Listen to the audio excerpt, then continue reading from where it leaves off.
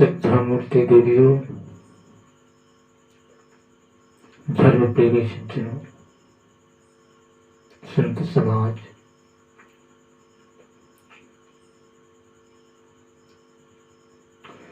एक दृष्टांत याद आता है।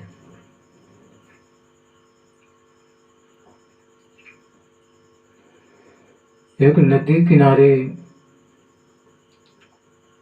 एक फकीर बैठा था और नदी की धारा की तरफ बराबर देख रहा था।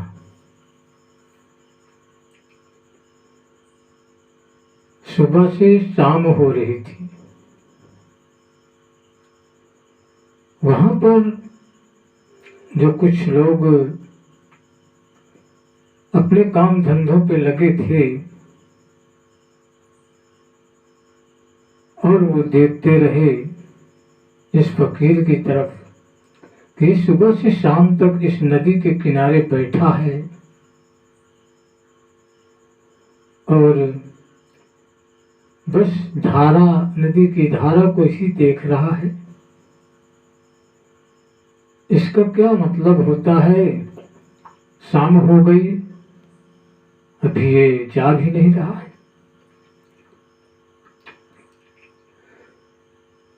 इनमें से कुछ लोगों ने पूछा कि साहब, आप सुबह से बैठे हुए हैं इसी नदी के किनारे और इस नदी की धारा को ही देखते जा रहे हैं। शाम हो गई है, अब लोग अपने अपने घरों को जा रहे हैं और तुम धारा ही देखते रह जाते हो। क्या बात है, क्या देख रहे हैं? उस फकीर ने कहा, मैं इस नदी की धारा को देख रहा हूं और इंतजार कर रहा हूं कि नदी की धारा कब बंद हो जाए, कब रुक जाए, ठहर जाए,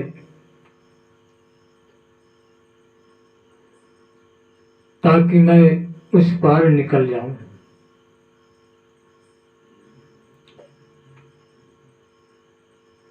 उन लोगों ने कहा, साहब, जब से हमने जन्म लिया और होश संभाला तब से हम देख रहे हैं कि इस नदी की धारा कभी रुकी नहीं है।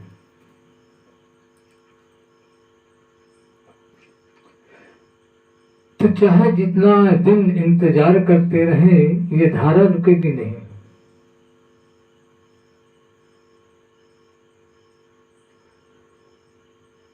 तो फिर उस पार मैं कैसे पहुंचूंगा? फकीर ने कहा।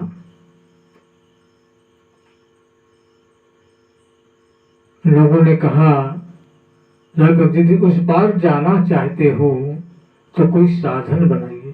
साधन से जाइए, नाव से चले जाइए या आगे पुल बना हुआ है, पुल से चले जाइए, बोट से चले जाइए तो पार हो जाएंगे। लिहाजा ये धारा रुकने वाली नहीं है और न रुकेगी। फकीर ने कहा, मैं यही तो सबको समझाता हूं, सब लोगों को यही बता रहा हूं, लेकिन कोई मेरी सुनता ही नहीं है।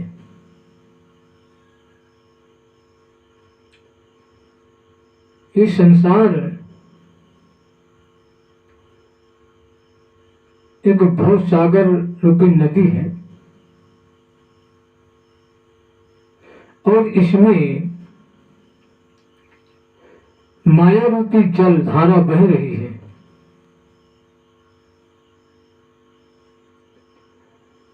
सब लोग इंतजार करते हैं कि ये जलधारा बंद हो जाए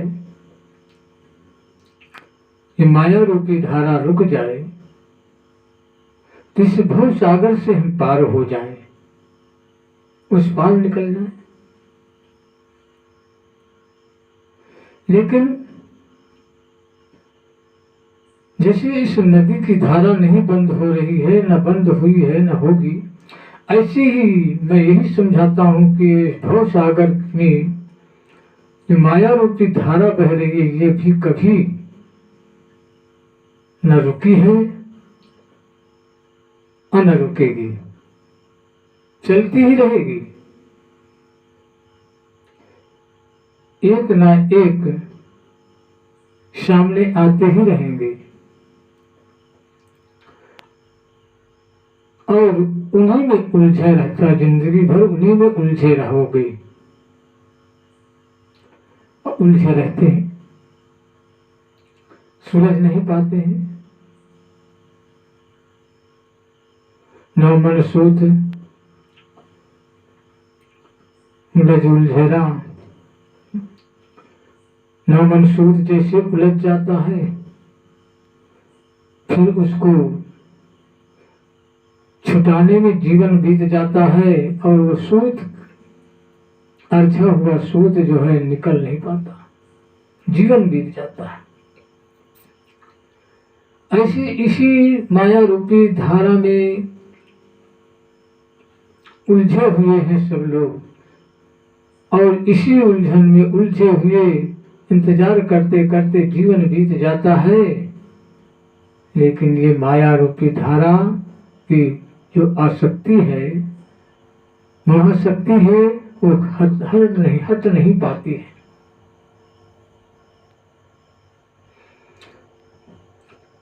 क्या धारा है माया रूपी? मनुष्य का जन्म होता है,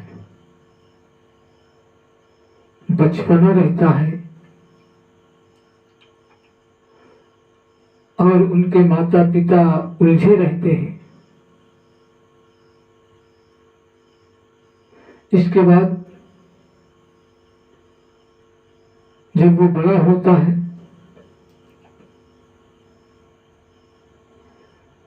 तो उसको जीवन जीने की कला सिखाते हैं, उसमें उलझे रहते हैं। फिर बड़े हुए, उनके परिवार के लिए चिंता हुई, शादी विवाह किया और इसके बाद फिर सोचते हैं कि बच्चे हो जाए, धन हो जाए, उसमें उलझे रहे। बच्चे हो गए, धन भी हो गया, फिर भी उलझन नहीं जा रही। सोच रहे हैं कि इन बच्चों का भी पालन पोषण हो जाए, ये भी बड़े हो जाए, अपने पैरों पर खड़े हो जाए। इस तरह उनमें फिर उलझे रहे। फिर सोचते हैं कि इनके भी शादी विवाह हो जाए, उनकी चिंता फिर बढ़ी। ऐसे ही सोचते सोचते सारा जीवन बीत गया और इस भवसागर रूपी नदी से पार हो न सके। इसी में कुढ़ कुढ़ कर मर गए।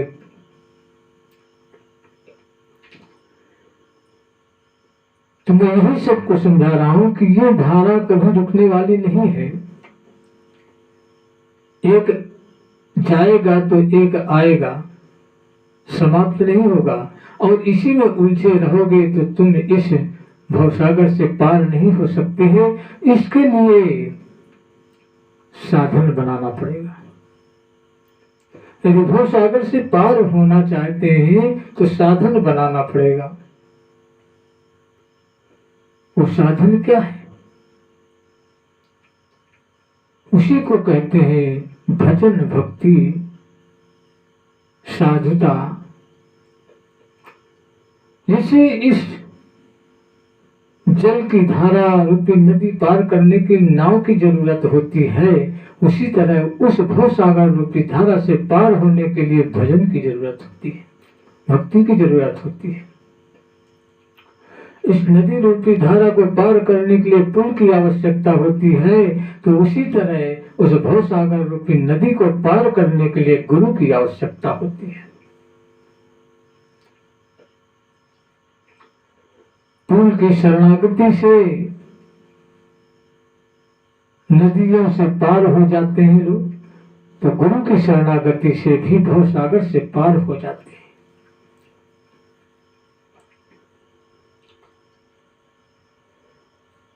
और वो साधन तुम्हें पहले से भी कुछ मिल गया है, लेकिन उस साधन का उपयोग नहीं कर रहे, दुरुपयोग कर रहे हैं।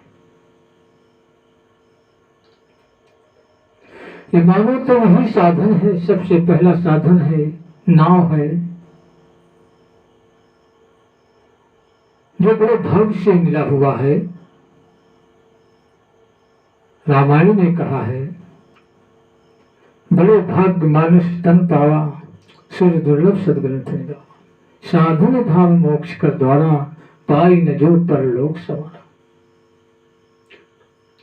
बड़े भाग्य से ये मानव तन मिला है। इस मानव तन की मिट्टी को 84 लाख बार इसको तपात करके साफ किया गया, शुद्ध किया गया है। इसके अंदर के जितने विकार थे, सारे विकारों को नष्ट करके तब ये मिट्टी शुद्ध होती है, तब जाके कहीं मानव तन बनता है। इस तन को पा करके, शुद्ध तन को पा करके फिर अशुद्ध कर देते हैं लोग। यहाँ इस साधन को बर्बाद करते हैं। ये साधन है तन अशुद्ध करने के लिए नहीं है, इसको शुद्ध रख के और इसी साधन रूपी तन, मानव तन रूपी नाव के द्वारा उस पार हो सकते हैं, भवसागर से पार हो जाएंगे।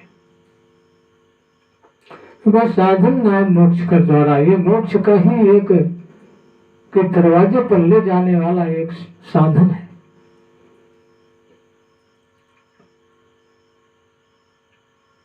अब पाई न जो परलोक समाना, जो इसे पा करके भी परलोक को नहीं प्राप्त किया, तो उससे बड़ा भागा और धिक्कार है। उसे जीवन के लिए, इस मानव जीवन पाने के लिए उसे धिक्कार है। उसने इसका दुरुपयोग किया है। सूर्य दुर्लभ सदग्रंथ निगावा। इसी शरीर के लिए, पाने के लिए देवता लोग तरसते हैं। क्यों? क्योंकि उनका भी कल्याण नहीं है, वो भी फंसे हुए हैं इसी माया रूपी धारा में। देवता भी माया रूपी नगरी में ही फंसे हुए हैं। वो भी आस लगाए बैठे हैं कि कोई हमारी सेवा करे आकर के, और सेवा कराने के लिए ना जाने क्या क्या जाल रचते हैं, परेशान करते हैं। लेकिन उनकी परेशानी से परेशान वही होता है जिसने इस अपने साधन रूपी तन को बर्बाद कर दिया है। जिन्होंने अशुद्ध किया है, उन्हीं पर उनका असर पहुंचता है और वही परेशान होते हैं। जैसा वो कहते हैं वैसा करते हैं, हत्याएं करते हैं, बलि चढ़ाते हैं।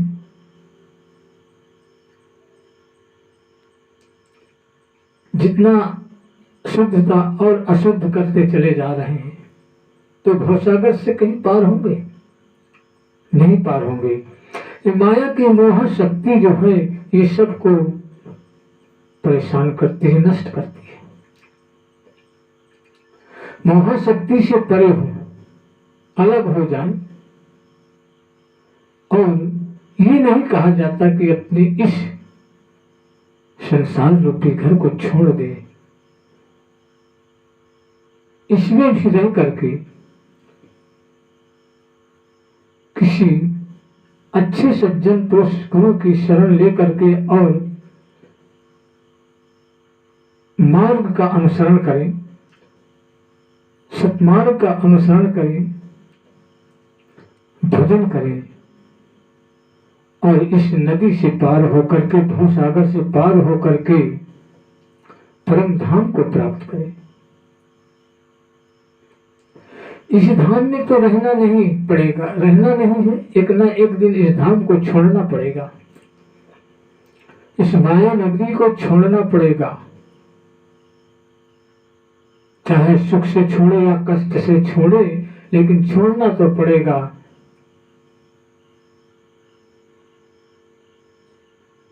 राजा हो, रंक हो, फकीर हो, कोई भी हो, सबको जाना होगा। जो आया है सो जाएगा, राजा रंक फकीर, एक सिंहासन चढ़ चला, एक बंधा जात जंजीर। इसमें कोई संदेह नहीं है, सब जानते हैं कि जो आया है यहाँ पर उसे जाना है। या तो सुख से जाएगा या दुख से जाएगा।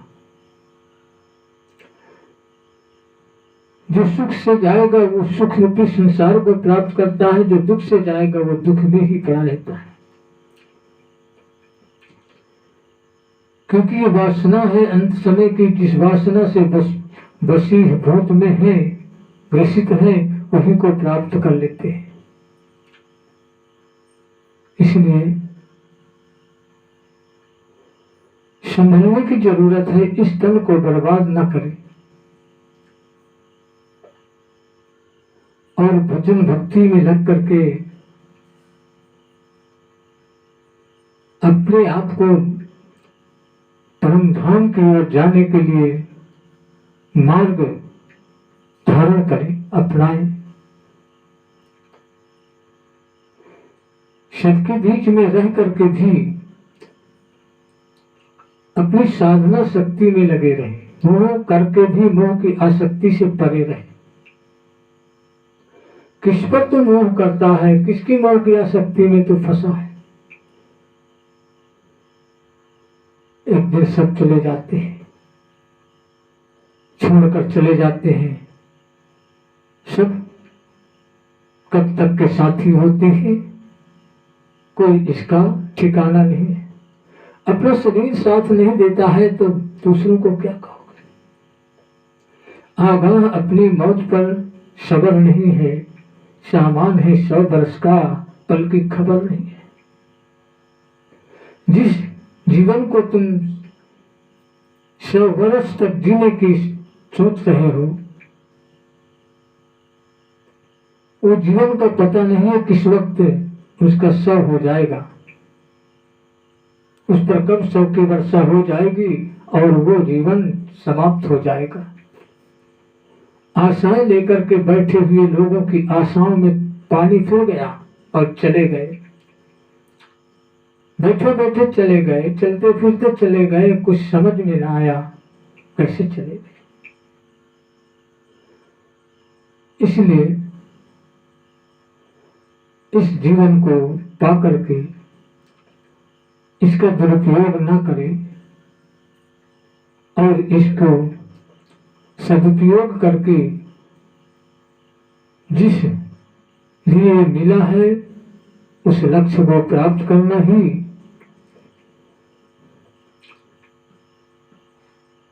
मानव जीवन का सबसे बड़ा सदुपयोग होता है।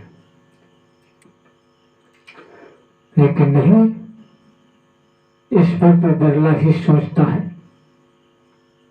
ऐसी माया की नगरी है कि इस तरह से जकड़ लेता है कि असली सुख तो दिखाई नहीं देता है, क्षणिक सुख में ही फंसा रह जाता है।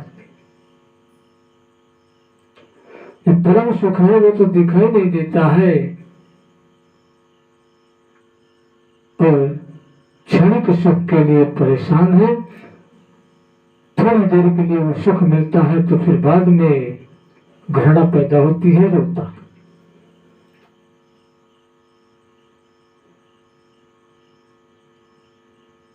इसलिए साहब यही कहते हैं कि परम सुख की तरफ बढ़ो, परम सुख की ओर बढ़ो, क्षणिक सुख की ओर मत जाओ।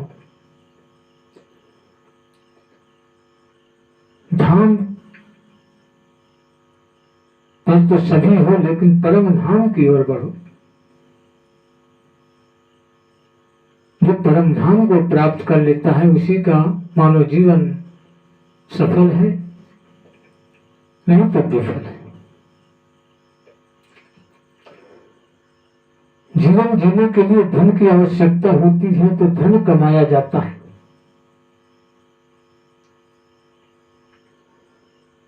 इसको नकारा नहीं जाएगा, क्योंकि जीवन जीना है, धन कमाना है। लेकिन इसकी आसक्ति से बच करके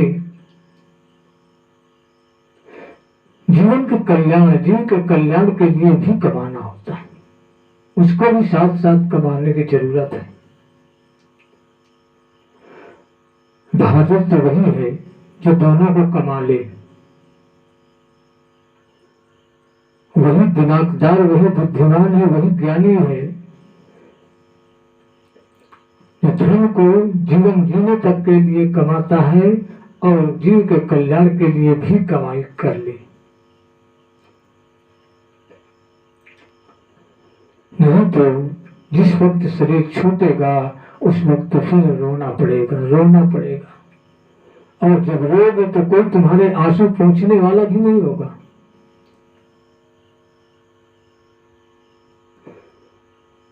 शरीर छूट गया तुरंत तुमको घर से बाहर किया जाएगा, जंगल में छोड़ दिया जाएगा, कोई देखने नहीं जाएगा, सब कुछ छीन लिया गया।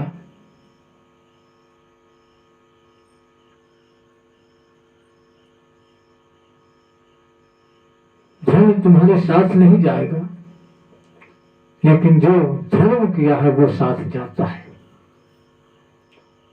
इसलिए धन के साथ साथ धर्म भी करना सीखें, जो जीवन के कल्याण के लिए है।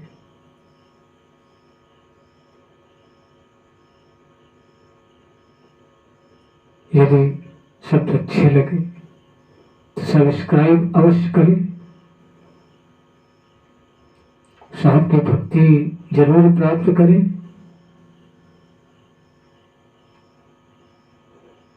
लाइक करें।